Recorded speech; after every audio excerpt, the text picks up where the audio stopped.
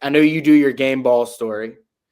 I'm curious. Give me one of your game balls on each side of the football. I can start if you want to decide which ones you're going to go with.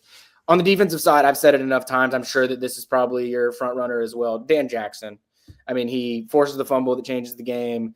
He had a key third down stop early in the game that was important as well. He has the sack in overtime, which I was given Glenn Schumann some flack in that one just because it feels like whenever this style of offense with this style of quarterback plays Georgia just never has any answers. And then you watch, Oklahoma play Alabama last weekend, and it feels like they have an answer for every single possible thing that a guy like Jalen Milroe can throw at you. It just feels so predictable that this Georgia defense is going to struggle in these situations.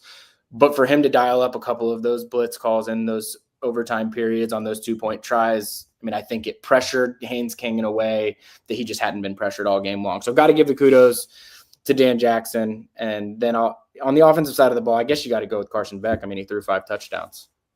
Yeah, I think you nailed it. For one, you have a couple deep balls a game where Carson Beck, I mean, he hasn't been able to connect on it. I think we're going on really 2 seasons now where it's just the part where you have to have the timing and the accuracy.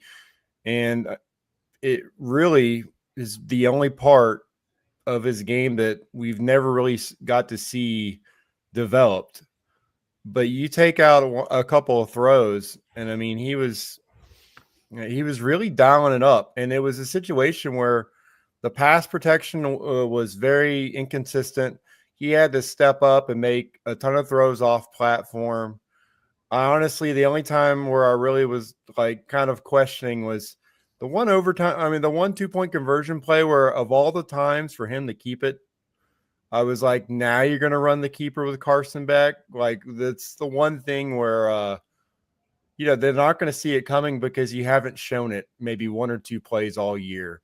When you do that zone read and you never keep the ball, it's an aspect of where their eyes are never going to go to you. They're always going to go to the running back. So when he just tucked that thing and started going and then immediately just ran into Xavier Trust and all of his momentum was lost in that play, I was just like, man, it feels like he's a little snake bitten. But yeah, he's still a hell of a game from him.